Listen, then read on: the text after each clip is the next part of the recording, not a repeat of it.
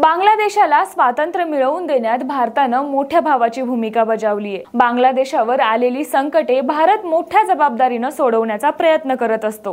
गेल्या अनेक दिवसांपासून बांगलादेशामध्ये धार्मिक वाद आणि तणावजन्य परिस्थिती यामुळे बांगलादेश अनेक देशांमधील चर्चेचा मुद्दा बनलाय। एवढंच नव्हे तर बांगलादेशमधील या तणावजन्य परिस्थितीचा परिणाम दक्षिण आशियाई देशांवरही होताना दिसत आहे। त्यामुळे भारतातील केरळमधील डॉक्टर मोहम्मद अब्दुल हकीम कांडी यांनी बांगलादेशातील वाढत्या तणावाविषयी आणि धार्मिक अल्पसंख्याकांच्या सुरक्षिततेविषयी तीव्र चिंता व्यक्त केली आहे। सरकारलाही या संबंधात आव्हान केलंय आणि हे आव्हान डॉक्टर कांडी यांनी जामिया फुतुह द इंडियन ग्रँड मस्जिदच्या मंचावरून केलंय।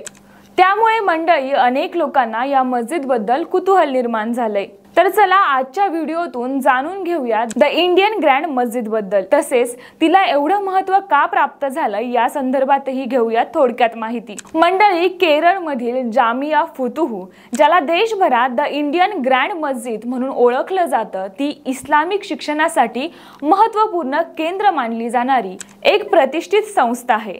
आधुनिक शैक्षणिक पद्धतींसह पारंपरिक इस्लामिक शिकवणी या ठिकाणी एकत्रितपणे शिकवल्या जातात। प्राचीन आणि समकालीन या दोन्ही शिक्षण पद्धतीत पारंगत असलेले विद्वान घडवणे हे या संस्थेचं महत्त्वाचं उद्दिष्ट आहे।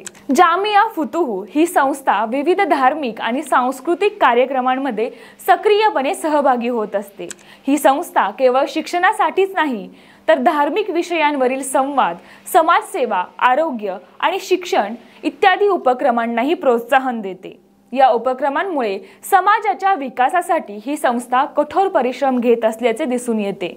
डॉक्टर मोहम्मद अब्दुल हकीम कांडी यांच्या नेतृत्वाखाली ही संस्था धार्मिक शिष्यवृत्ती आणि नागरिक जबाबदारी पार पाडते। त्यामुळेच ही संस्था भारतातील एक महत्त्वपूर्ण सांस्कृतिक आणि शैक्षणिक अध्ययनाचे केंद्र बनली आहे। आजच्या व्हिडिओत इतकेच। द इंडियन ग्रँड मस्जिदच्या ऐतिहासिक महत्त्वावर आधारित आपली ही छोटीशी सफर कशी वाटली ते आम्हाला नक्की सांगा। तसेच या मस्जिदीची माहिती तुम्हाला आवडली असेल तर व्हिडिओला लाईक करा आणि शेअर करायला विसरू नका। धन्यवाद।